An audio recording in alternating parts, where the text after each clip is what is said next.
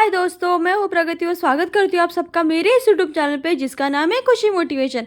आज जानते हैं इन्फोसिस के संस्थापक नारायण मूर्ति की कहानी की लव स्टोरी और उनकी जीवन जो किसी फिल्म से कम नहीं है। जानते हैं पूरी कहानी। वो कहते हैं ना दोस्तों, सफलता के द्वार हर किसी के लिए खुले नहीं, जिनके अंदर बेहिसाब परिश्रम के सामर्थ्य है सिर्फ उनके लिए खुले हैं। मैं आज आपको ऐसे दिग्गज आईटी कंपनी इन्फोसिस मालिक नारायण मूर्ति की कहानी बताऊंगी। नारायण मूर्ति को देखकर आप शायद ही कभी अंदाज़ा लगा पाएंगे कि कभी उन्होंने प्यार में गिरफ्त हुए होंगे। नारायण मूर्ति और उनकी पत्नी सुधा मूर्ति की प्रेम कहानी पुणे में शुरू हुई थी। दोनों की लव स्टोरी किसी फिल्म से कम नहीं मानी जाती।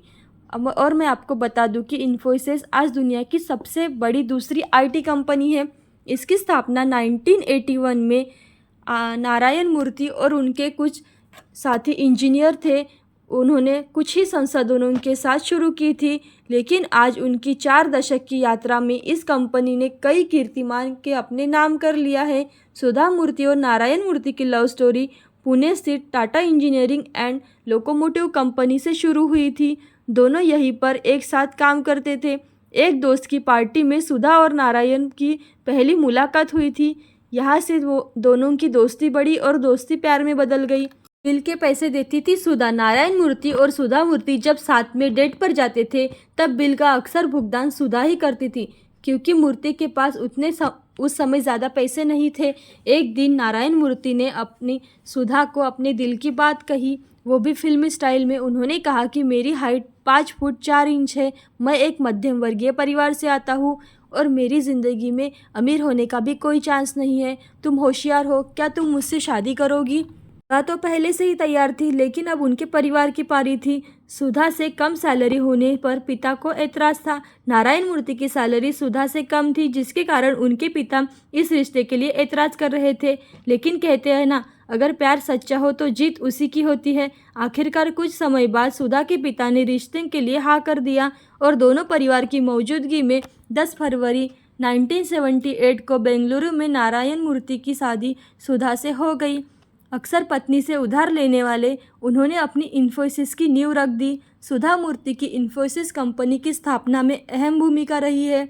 उनकी बचत के 10,000 रुपये से इस कंपनी की नींव रखी गई थी। उस वक्त उनके पास इतने पैसे नहीं थे कि कंपनी के लिए कोई कमरा भी किराए पर ले सके। शुरू होने के 6 महीने बाद 2 जुलाई 1981 को कंपनी का रजिस्ट्रेशन इन्फोसिस प्राइवेट लिमिटेड के नाम से हुआ, जिसमें ऑफिस का पता मूर्ति के दोस्त और कंपनी में पार्टनर राघवन के घर का दिया गया।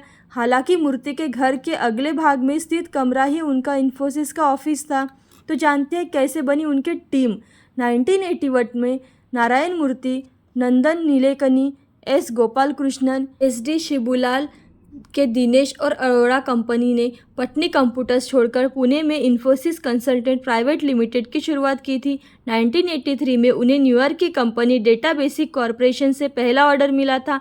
फिलहाल कंपनी के कर्मचारियों की संख्या 50,000 से अधिक है और 12 देशों में अपनी कंपनी की शाखाएं हैं। ये नारायण मूर्ति का हौसला और उनकी मेहनत है जो आज इन्फोसिस इस मुकाम तक पहुंची है। एक बार उनके दिमाग में बेचने का भी ख्याल आया था। एक वक्त ऐसा भी आया था जब कंपनी की हालत को देखते हुए मूर्ति ने अन्य पार्टनर उसे बेच देने के लिए सोच रहे थे।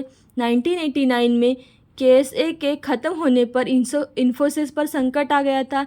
एक संस्थापक अशोक अरोड़ा ने कंपनी छोड़ चुके थे। दूसरे फाउंडर्स को भी कुछ सूझ नहीं रहा था, लेकिन तभी मूर्ति सामने आए। उन्होंने अपने साथियों से कहा, अगर आप छोड़ना चाहते हो तो आप छोड़ सकते हो, लेकिन मैं नहीं छोड़ूंगा और कंपनी को बनाऊंगा। और उसी के साथ गोपाल कृष्णन, शिबूलाल, दिनेश, राघवन, उन्होंने फैसला किया और वो आज भी कंपनी से जुड़े हैं।